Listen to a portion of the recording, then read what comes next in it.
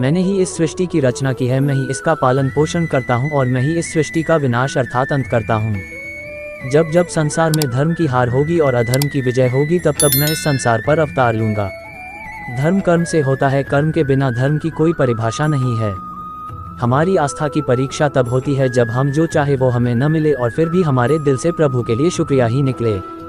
लोग अक्सर सच कहने से बचते हैं या डरते हैं, पर सत्य कभी छुप नहीं सकता और न ही कभी मिट सकता है। कितना भी छुपा लो पर सच तो उजागर हो ही जाएगा। अहंकार से इंसान की प्रतिष्ठा, वंश, वैभव तीनों ही समाप्त हो जाते हैं। आत्मा अमर है, इसलिए मरने की चिंता कभी मत करो। आत्मा का अंतिम लक्ष्य परमात्मा से मिलन होता है। सत्य कभी भी नष्ट नहीं हो सकता।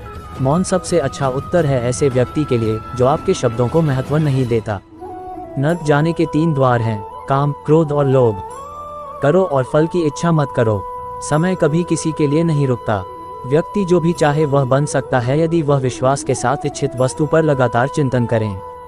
मन की हलचल, होश, सांस और भावनाओं के माध्यम से भगवान की शक्ति सदैव तुम्हारे साथ है।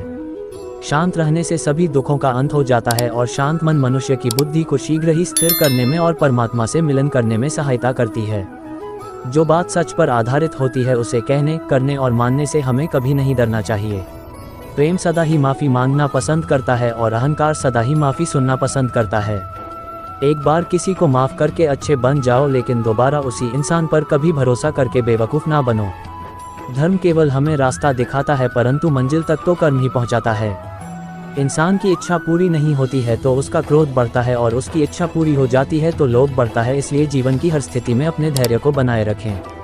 जिस मनुष्य के चारों तरफ नकारात्मक ऊर्जा वाले लोग रहते हैं, उस मनुष्य का मंजिल से भटक जाना निश्चित है। आज यदि आपके दिन बुरे चल रहे हैं तो कल अवश्य ही अच्छा होगा। आप केवल निस्वार्थ भाव से अपना कर्म कीजिए। जो मार्ग ईश्वर ने आपके लिए खोला है उसे कभी भी कोई बंद नहीं कर सकता है। मनुष्य का जीवन केवल उसके कर्मों पर आधारित होता है। वह जैसा कर्म करता है उसका जीवन वैसा ही हो जाता है। जीवन में आधे दुख इस वजह से आते हैं क्योंकि हमने उनसे आशाएं बना रखी है जिनसे हमें नहीं बनानी चाहिए थी। जिस मनुष्य ने अपनी जवानी में बहुत सारे पाप किए हो उसे बुढ़ापे में नींद नहीं आती है। जब ये संसार ही स्थायी नहीं है तब इस संसार की कोई वस्तु कैसे स्थायी हो सकती है। मैं इस संसार के सभी जीवों में विद्यमान हूँ। मैं चींटी में भी हूँ और हाथी में भी। संसार के सारे रिश्ते नश्वर हैं और केवल शरीर से जुड़े हुए हैं। जैसे ही व्यक्ति की मृत्यु होती है और आत्मा शरीर को छोड़ देती है, आत्मा का शरीर से जुड़े रिश्तों से कोई नाता नहीं रहता।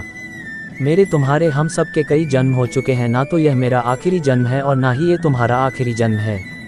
वर्तमान परिस्थितियों में जो तुम्हारा कर्तव्य है वही तुम्हारा सच्चा धर्म है। मैं किसी व्यक्ति के भाग्य का निर्माण नहीं करता और ना ही किसी को कर्म फल देता हूँ। व्यक्ति या जीव के कर्म ही उसके भाग्य का निर्माण करते हैं।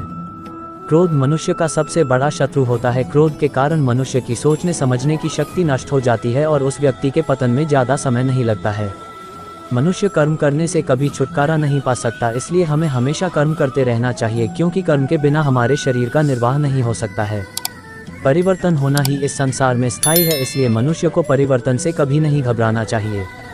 मनुष्य का अपने मन को नियंत्रित रखना किसी घोड़े के नवजात शिशु को नियंत्रण में रखना जितना कठिन कार्य होता है। इंद्रियों के वश में होने से मनुष्य के जीवन में केवल विकार और परेशानियां ही आती है। मनुष्य के जीवन में सुख दुख का आना जाना सर्दी और गर्मी के आने जाने के समान है, इसलिए हमें इन्हें सहन करना सीखना होगा। निर्बलता ईश्वर देता है, लेकिन मर्यादा मनुष्य का मन स्वयं निर्माण करता है। जीवन में मनुष्य को अपनी वाणी को संयम में रखना चाहिए, क्योंकि वाणी से दिए हुए घाव कभी भी भरे नहीं जा सकते। मनुष्य अपने जीवन में उनके लिए शोक करता है जो इसके योग्य नहीं है। बुद्धिमान व्यक्ति किसी जीवित या मृत के लिए शोक नहीं करता है। मैं हमेशा तुम्हारे साथ और तुम्हारे आसपास ही रहता हूँ, चाहे तुम कुछ भी कर रहे हो। जो हुआ अच्छा हुआ और जो होगा अच्छा ही होगा। स्वयं को मुझ पर छोड़ दो, केवल अपने कर्म पर ध्यान दो। कर्म ऐसा करो जो स्वार्थ रहित और पाप रहित हो।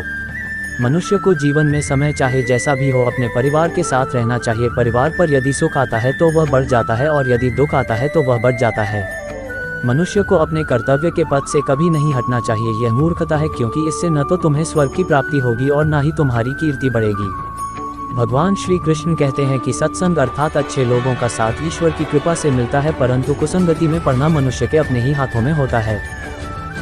वह मनुष्य जो सभी इच्छाओं को त्याग देता है, मैं और मेरा की लालसा और भावना से मुक्त हो जाता है, उसे शांति प्राप्त हो जाती है।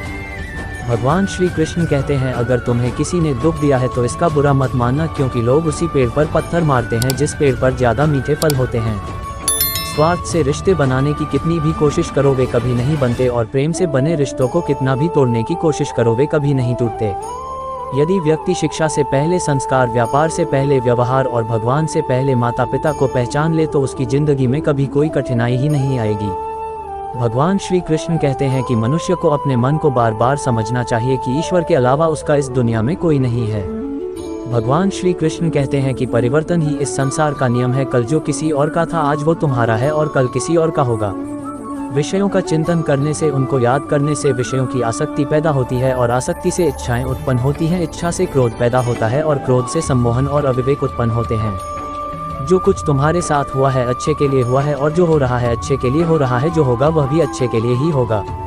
मेरे लिए ना कोई घृणित है और ना ही कोई प्रिय, ना कोई निर्धन है ना कोई धनी, बस जो भक्ति भाव से मुझे याद करता है मैं उनका हूँ और वे मेरे हैं। आप वही बन जाते हैं जिसमें आपका विश्वास है कि आप बन सकते हैं।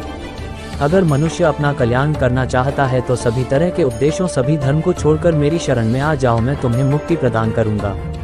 इस जीवन में सब कुछ खत्म होने जैसा कुछ भी नहीं होता, हमेशा एक नई शुरुआत हमारा इंतजार कर रही होती है। अगर हमारा वीडियो अच्छा लगा है तो प्लीज़ लाइक एंड सब्सक्राइब जरूर करना।